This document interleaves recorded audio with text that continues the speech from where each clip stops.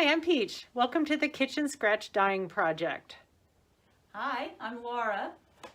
My mask has been dyed with blackberries. And mine has been dyed with turmeric. And we're going to show you how it's done.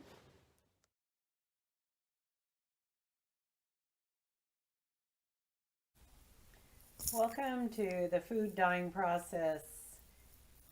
What you have been given in your kit is instructions on how to use some of these various vegetables and fruits and spices, things that you can find every day in your neighborhood, in your garden, in your grocery store, as something that you can actually turn into homemade dye by cooking these vegetables and then immersing your cotton masks right in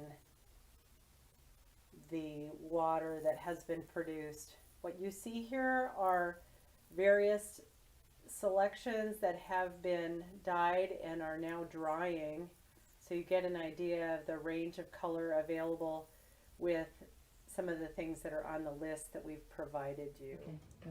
Hi. I'll lead you through the different colors that we got and also what we used in order to make that happen. But first of all, I wanted to just share with you what kind of tools you need.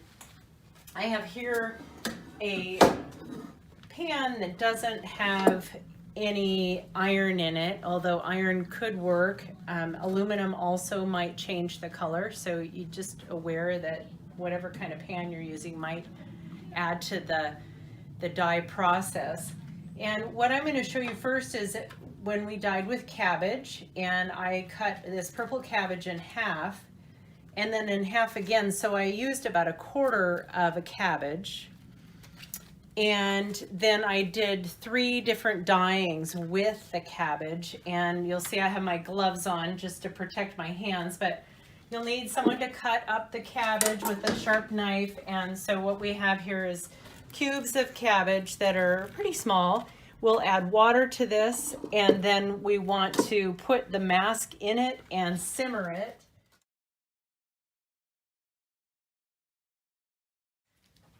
So you would just drop your mask in. You could put more than one if you'd like, the same color, and then you simmer it for about 1 hour to help to use the color that's in the plant and have it stick to the fabric.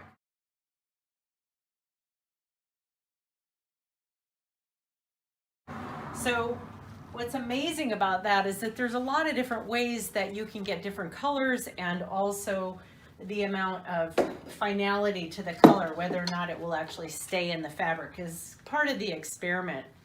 So if you recall, what we had done before is we had used 3 different types of this red cabbage, and this is just the cabbage itself with hot water and cooked, and it really came out pretty true to the purple. Of course, it's very light, so we say it has no mordant, but what we're really saying here is that we've added a chemical that may have changed the pH.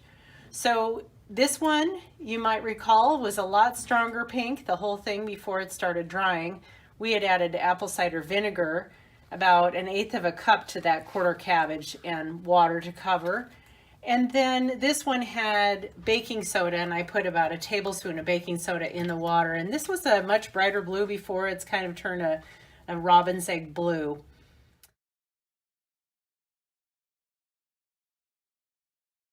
And so I wanted to show you some of the other things we've done. This one you haven't seen yet, but this was carrot tops.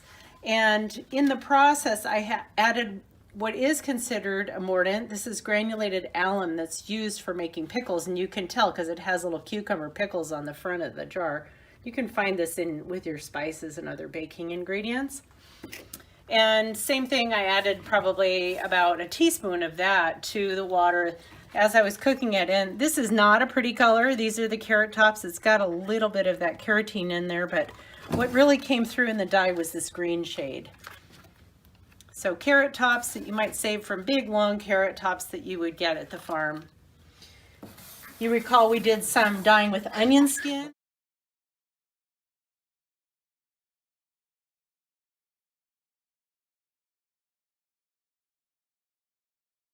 This is the water from the onion skin, and the first batch came out so pretty I decided to save the skin and put some more fabric in there. So that's what you're seeing in this jar. It's just sitting in there. I haven't even been cooking it.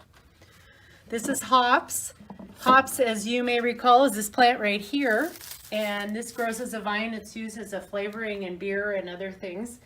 Some people are using it in kombucha and what else? Cider, I think they're putting it in. Lots of beverages. And here I have it with, it's really turned to kind of a yellowish green. It's not a super strong color, but it's kind of pretty. So this really bright one back here is is turmeric.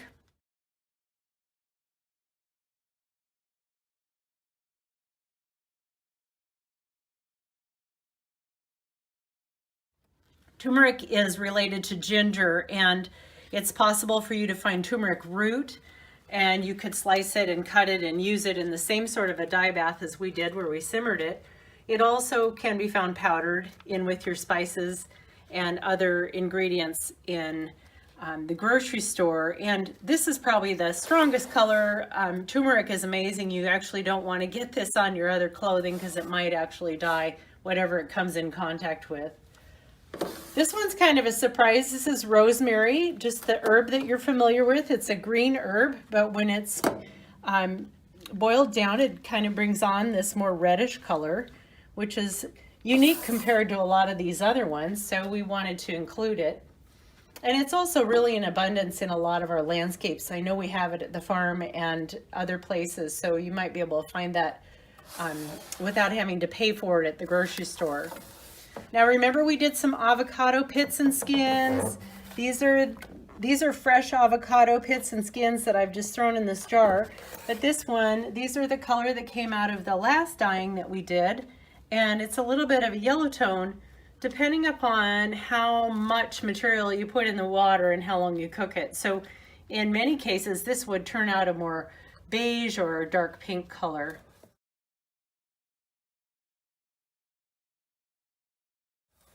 And then lastly, I have blackberries, and this is an interesting thing because we know blackberries will stain our clothing. So here we have it in the fabric, and it's just drying on its own, but it'll be interesting to see how true these colors are. It's important that you do wash everything out afterwards with, first rinse with cold water, and then maybe in your kitchen sink do kind of like fine clothing washables. You want to make sure that you use a really gentle soap, like perhaps this Dr. Bronner's, and then that should be your final color product at the end of all of this dyeing. And remember, if you don't like the color, you can dye it again. If it all washes out, go ahead and start another time. You have your masks, and it should be fun. And we'd love to hear feedback from you about how things work. Thanks so much.